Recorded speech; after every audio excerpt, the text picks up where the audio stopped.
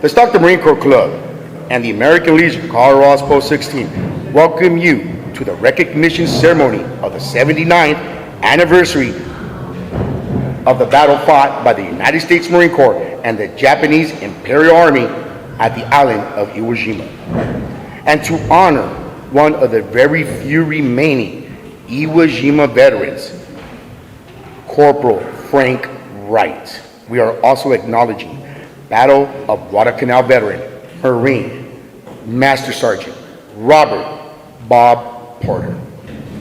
As a young Marine back in 2001 through 2005, as we were going through our training, all of our exercises, I say this often, is that we drew our inspiration from their generation.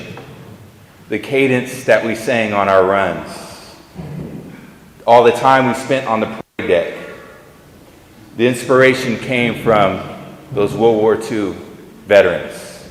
On behalf of the city of Stockton, as mayor, and along with my other council members, I want to present each of you with a certificate of recognition for your service to our country, Corporal Wright, as a veteran of Iwo Jima, and Master Sergeant Potter, as a veteran of the Battle of Guadalcanal.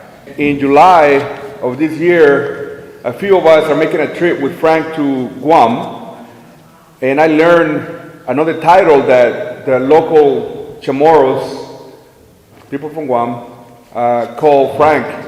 Whenever they email me back and forth, whenever they refer to Frank, they call him Liberator Frank. It's going to be 80 years since Guam was liberated. Marvin asked me if I could put together a 5-minute presentation on my perspectives of taking Frank there. One word, 5 days, magic. The Iwo Jima Association of America, they hire about 15 volunteers to 20 to help out.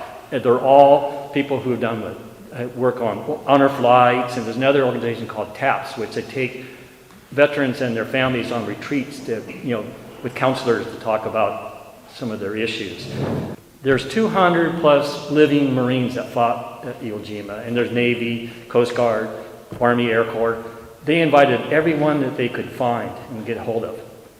5 could travel.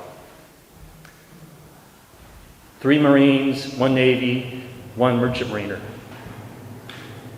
My family, which is the Marine Corps over there. Because see, I went into the Marine Corps when I was 16. They were my mother, my father, my pastor, and my teacher. So therefore, I was brought up in the Marine Corps. I became a man in the Marine Corps.